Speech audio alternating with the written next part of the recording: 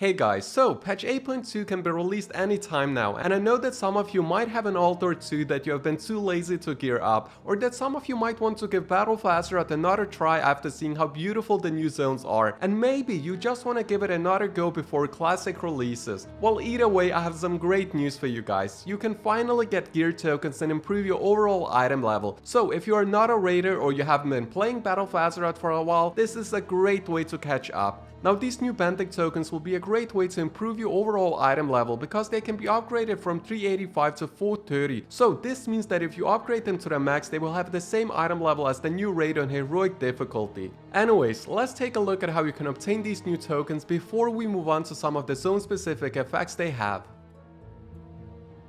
Now you can get the 385 base tokens by completing a variety of different world quests on Nazjatar, and luckily the quest shows up pretty frequently, so it shouldn't take you too long to get a piece or two. Now as you know from previous catch-up systems, it's also possible to buy the tokens. You can buy them with the new currency from one of the vendors in Nazjatar for 5 prismatic mana pearls. Now if you're wondering how to get this new currency, you get it by doing a bunch of different activities on Nazjatar. This includes killing rares, doing world quests, looting chests, completing dailies, and so on and so forth.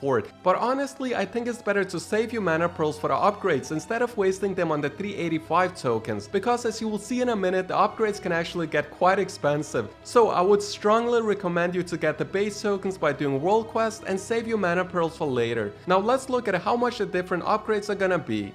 So to upgrade from item level 385 to 400, you have to spend 20 mana pearls, and to upgrade from 400 to 415, you will have to spend 60 mana pearls in total. This is because one enhancement will only increase your item level by 5, which means you will need 3 pearling enhancement for 20 mana pearls each. Now to get the piece to the max eye level of 430, you need to purchase 3 additional reinforcements. This will cost you another 240 mana pearls in total, since they are 80 pearls each. So as you can see, I wasn't kidding when I said that this will get expensive. So if we do the math, you will need to pay a total of 320 mana pearls just for the upgrades. Now moving on, let's look at the azerite pieces. If you want to upgrade your piece, you will have to purchase a pearling kit, and this will cost you 20 mana pearls. Now on top of that, you will need to spend another 60 mana pearls on the enhancement, which will increase your item level to 415. Lastly, if you want to get the max eye level of the item, you have to spend another 240 mana pearls. So as you can see, upgrading one azerite piece is gonna be 320 mana pearls. This means that if you want to upgrade every single Benthic piece, you will have to spend a total of 2,880 mana pearls. So as I said, it will cost you a lot, and that's why you shouldn't waste any of your pearls on the base tokens at all.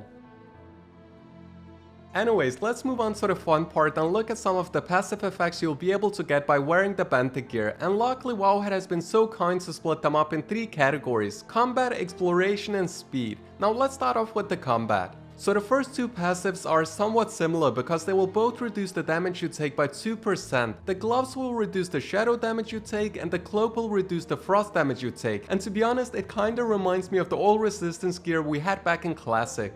Moving on, we have the waste, which I think can become pretty useful when fighting some of the bosses inside of the new raid, because some of the bosses are considered to be aberration, and the waste will increase the damage you do to them. So yeah, I can see a lot of guilds using this item for progression. Next, we have another cloak with a passive called Resurrect Health, which will basically increase your health by 30% when someone resurrects you. Lastly, we have 2 procs called the Electrify Defenses and the Carnivore of the Deep. The first one will deal 1035 damage to the attacker and slow them down by 15% for 5 seconds, and according to Wowhead, this can proc about 3 times per minute. I'm not sure whether or not this is gonna be useful for World PvP in Nazjatar, but I guess we'll just have to wait and see. The tooltip for the second one reads the following: your critical strikes have a chance to heal you for 1592 over 10 seconds, and to be honest, it sounds pretty underwhelming. I mean, if it only heals you for about 1500 over 10 seconds, well, it doesn't sound like much. Anyways, let's move on to the exploration. So first up, we have a passive called the Elemental Instinct. This passive will make you more likely to find strange resources related to Mardivas, and if I have to be completely honest with you guys, I have no clue what that means, but if you do, please let us know in the comments below. Now moving on to the second passive, we have the Swimmer's Legs, and this will increase your size by 5% while in Nazjatar. Next we have the boots, which will reduce the falling damage you take, so this one can be pretty useful. Now as for the last two pieces of this category, we have two capes. The first one will grant you access to the Murlocs traders, and they sell some pretty cool stuff there, like the Chrisman Cystelian mount, which looks awesome. Now the final passive in this category is a bit odd, because it will give you a chance to loot a random fish from creatures in Nazjatar. Yeah, I don't know what they were thinking. Anyways, moving on to the last category, we have two speed effects. The first one, called the Sea Better Runner, will increase your speed by 56, not 56%, just 56. And the second one will increase your speed in Nazjatar and within the Eternal Palace. The swim speed can actually become pretty handy against the underwater boss inside of the new raid, so I think a lot of guilds might end up using it. So yeah, these are all of the new effects that you can get, and it might seem like a lot of RNG, but it's actually not that bad, because all of the secondary stats on the items will be fixed. So yeah, so you don't have to keep trying to get the best secondary stats for your items. So yeah guys, this is the new Benthic catch-up system in patch 8.2.